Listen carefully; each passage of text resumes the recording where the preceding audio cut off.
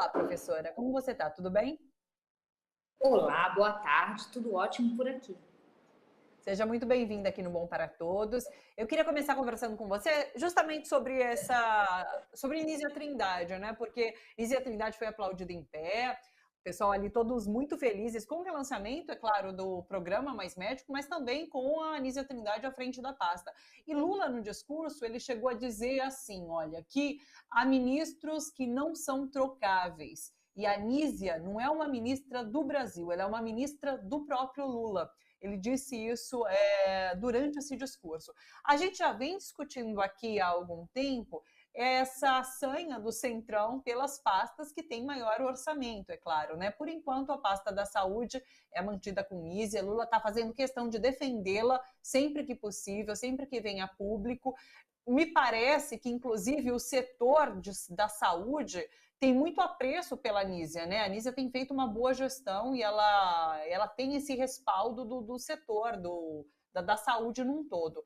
Mas ontem mesmo a gente conversava sobre a Caixa, né? Rita Serrano à frente da Caixa, pode ser que caia.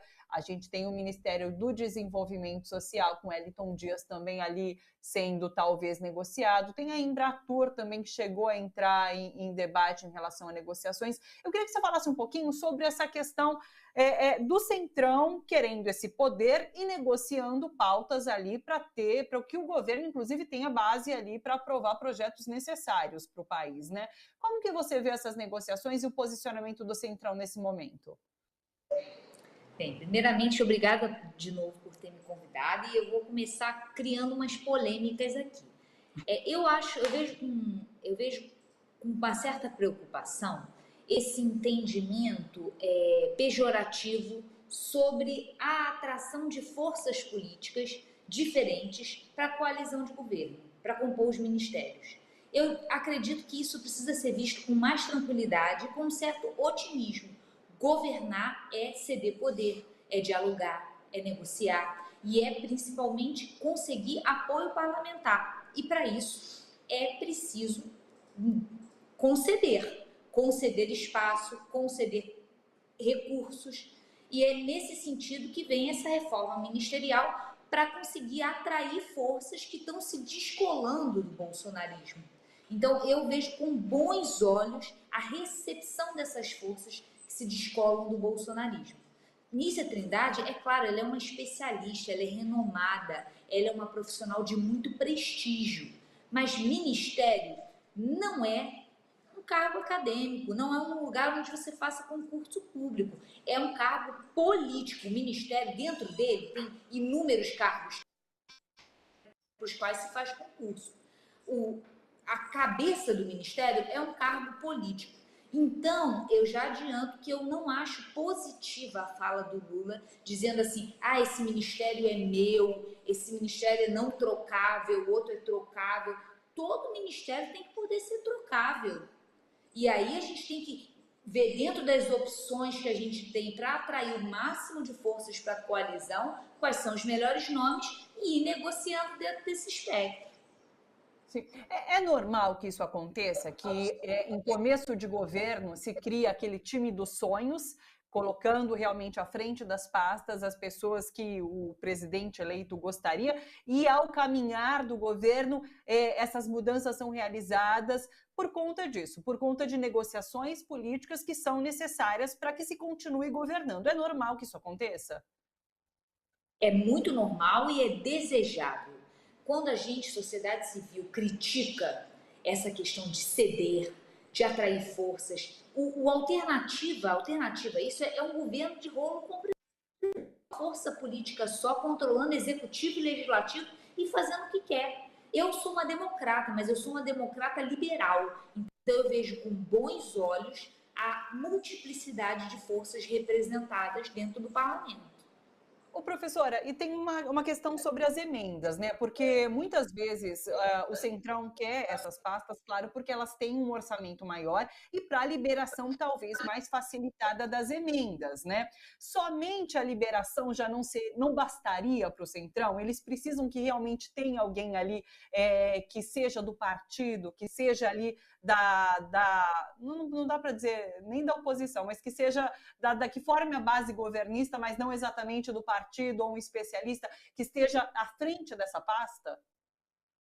Bem, a gente tem que ver aí a historicidade desse mecanismo de formação de apoio parlamentar. Antes do Eduardo Cunha, como é que a gente tinha a formação desse apoio parlamentar? Por meio de troca de gabinete. Seu partido compõe um gabinete ministerial e vota com o governo por causa disso. Quando observa-se que a ascendência dos líderes partidários ela não é completa sobre os parlamentares, esses parlamentares precisam ser atraídos individualmente, é que entram em cena as emendas parlamentares. Isso já existia antes de Bolsonaro. O que Bolsonaro fez foi hipertrofiar o montante disponível, ou seja, a parcela do orçamento comprometida com emendas. E o que o governo atual, o governo Lula, está tentando fazer é dar um mínimo de orientação para essa parcela do orçamento que está sendo destinada para as emendas, fazendo com que elas tenham a sua destinação orientada pelos ministérios cabíveis. Mas é claro que isso é visto com uma certa reação por parte dos deputados que queriam um cheque em branco. Então, há aí um cabo de força entre o governo, que está disposto a ceder emendas, mas quer que elas estejam dentro de um escopo de planejamento de política pública, e o parlamentar que quer um cheque em branco. Sim. Na sua avaliação, há um limite entre essas trocas? Porque, por exemplo, a gente tem agora para o segundo semestre uma segunda parte da reforma tributária que promete mexer com estruturas do país, né? Nesse primeiro momento, a gente teve somente essa reorganização e a gente tem grande expectativa em relação a essa próxima reforma tributária no segundo semestre. Mas a gente sabe que ali no Congresso há um setor que não vai ver com bons olhos essa segunda reforma tributária. Qual é o limite de negociação aí para que essa reforma possa passar sem que o governo ceda, de fato, demais? A reforma tributária tem duas frentes. Uma é a simplificação da carga tributária, que é importante sim, e é o que seria o desejado pelo mercado. Mas o segundo componente é estruturante para um governo que se chama do Partido dos Trabalhadores, que é você retirar essa inversão da pirâmide tributária. Ela é invertida por quê? Porque ela tributa mais a base e menos o topo. Então, ela é uma pirâmide que onera os pobres em detrimento dos ricos, que pagam proporcionalmente menos impostos. Então, essa função redistributiva da reforma vai sim encontrar obstáculos por aqueles parlamentares que têm um compromisso inequívoco com as elites econômicas e com as elites do mercado. Isso é irresolvível? Certamente que não, porque muito mais, em muito maior número, são os parlamentares que não são essencialmente do mercado, conservadores, reacionários, eles não são essencialmente nada, eles são pragmáticos. Eles querem fazer política e levar recurso para os seus redutos eleitorais. É com esses parlamentares que o governo tem que negociar. Sim, perfeito. Nesse sentido, já que você toca nesse ponto, a gente tem a pesquisa Quest, né, que mostrou essa semana o mercado financeiro com boas expectativas, otimista em relação aos rumos da economia, né? Inclusive com Fernando Haddad tendo uma avaliação super positiva, saltando assim muito, acho que era de 20% para quase 60%, né? Em pouco tempo, em 2 meses. Como que você interpreta isso? É positivo para o governo esse relacionamento? A gente até falava ontem, brincava ontem, sobre essa lua de mel poder não durar tanto por conta justamente desse segundo semestre que promete, talvez, mudanças mais estruturais propostas pelo governo. Como que você vê essa avaliação da Quest do mercado financeiro nesse momento? Está dando sinalizações para o mercado poder deixá-lo governar, abrir espaço para ele fazer o que ele tem que fazer, que é reconstruir o governo que reduziu a capacidade do Estado de executar a política pública, uma vez que diminuiu o número de servidores, de regulamento, marco regulatório, tudo isso precisa ser recomposto. Mas para isso você precisa ter um pouco de espaço na opinião pública e no mercado, que é mais ou menos o mesmo segmento. O mercado e a opinião pública são as elites econômicas que têm essa ascendência sobre a opinião pública, sobre a grande mídia.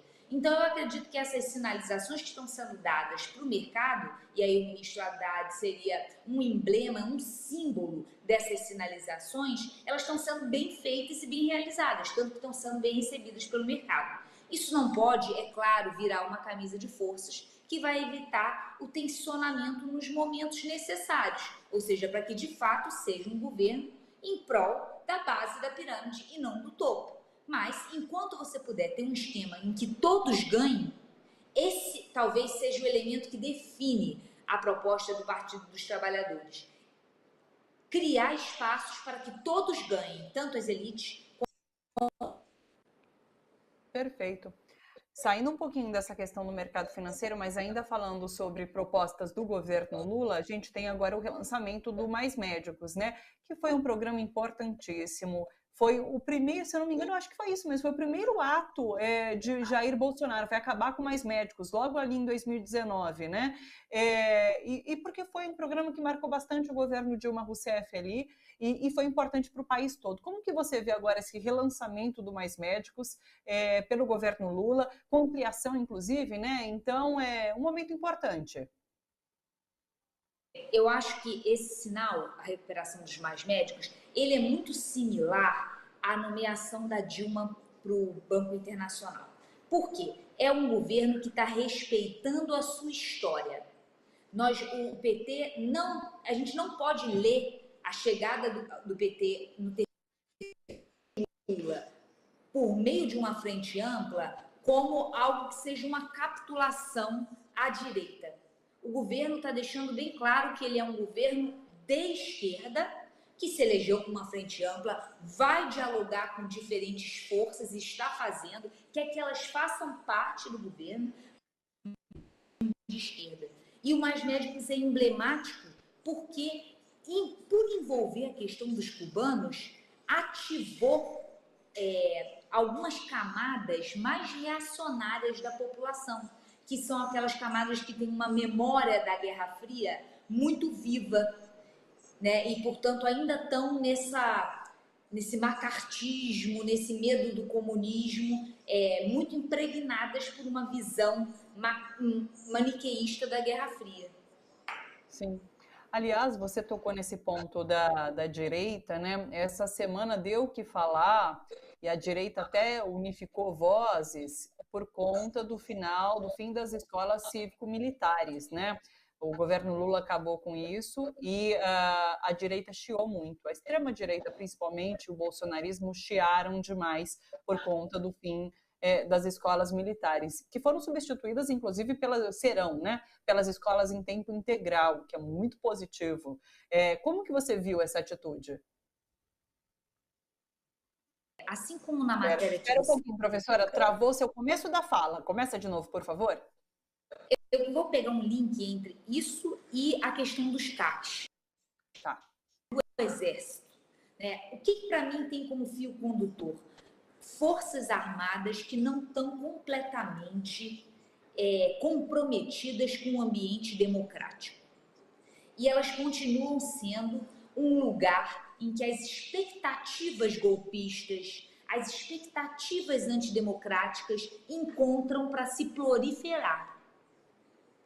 Então, assim como a gente vê, por exemplo, Mauro Cid indo depor com a farda do Exército, assim como a gente vê na CPMI dos autos golpistas, militares da ativa combinando o golpe, é sobre isso que a gente está falando. Militares da ativa cuja única responsabilidade é defender a Constituição brasileira, combinando um golpe para rasgar essa Constituição. Então, como eu vejo isso? As expectativas reacionárias, as energias antidemocráticas ainda se organizam em torno do Exército. Eu vejo isso com muito maus olhos. E como resolver essa questão? Porque a gente tem hoje, no Ministério da Defesa, José Múcio, e a gente já trouxe muitas críticas em relação a José Múcio aqui, né? Porque ele começou dizendo que não há participação de militares nos atos golpistas, que aqueles acampamentos tinham só familiares ali, famílias, e defendeu aquelas pessoas que faziam parte daqueles acampamentos à frente do Exército.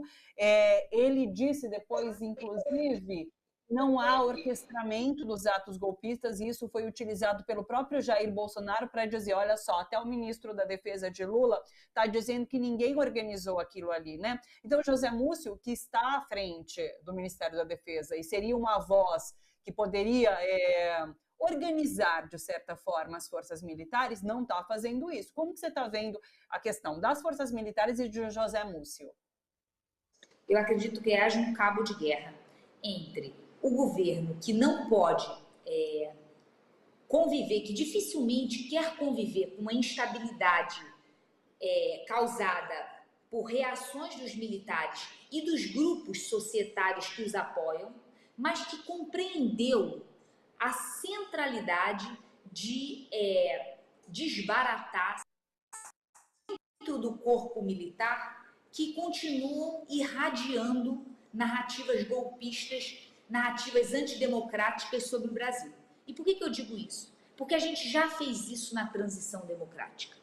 Fechou os olhos e essas células continuaram ativas. Esses setores do Exército comprometidos com a tortura, comprometidos com a ditadura, a gente não os puniu na transição. Quando tentamos fazê-lo durante a Comissão da Verdade, durante o governo Dilma, isso provocou uma reação e o governo voltou atrás.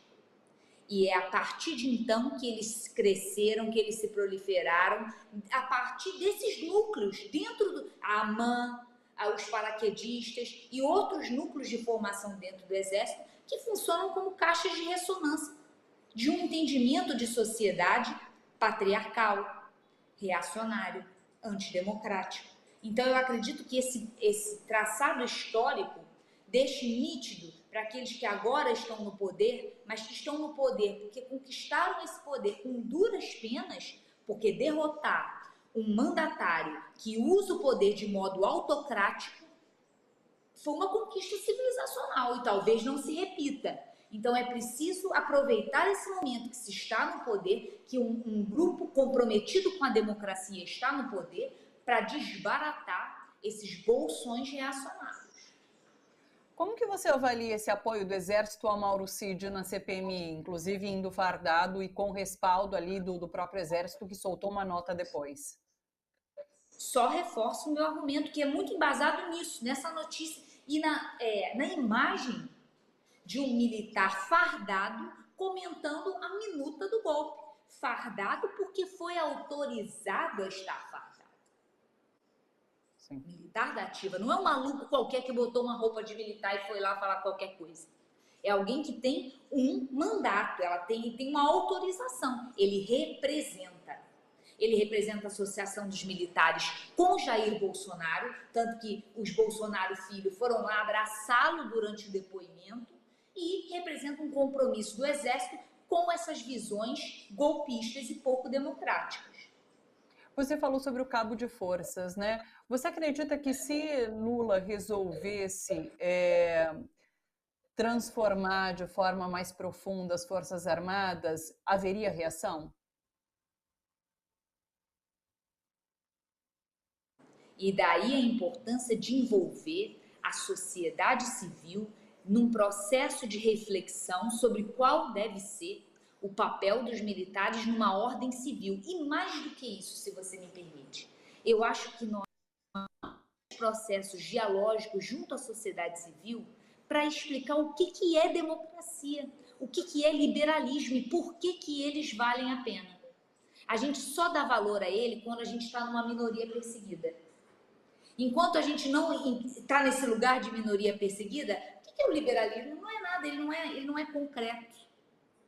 Então, por que você precisa de processos pedagógicos que discutam nas escolas, daí a disputa tão grande sobre a escola, Porque a escola é o lugar para incutir o respeito à ideia de liberdade, de liberalismo, de pluralismo. É na escola que se faz isso. Daí a disputa muito forte dentro dessas lideranças da extrema-direita global para dizer que professor é vagabundo, que é igual traficante, igual o Bolsonaro falou, o filho do Bolsonaro, para dizer que tem que ter homeschooling, tirar do espectro republicano o processo de pedagogia, que precisa ser público, que precisa ser social, que precisa incutir valores públicos e deixar isso para um entendimento privatista dentro da família.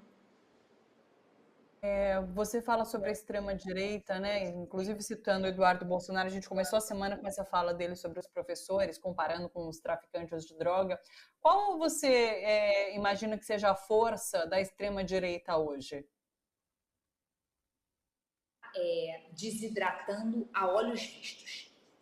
O que está desidratando? Não aquele núcleo radical de extrema-direita.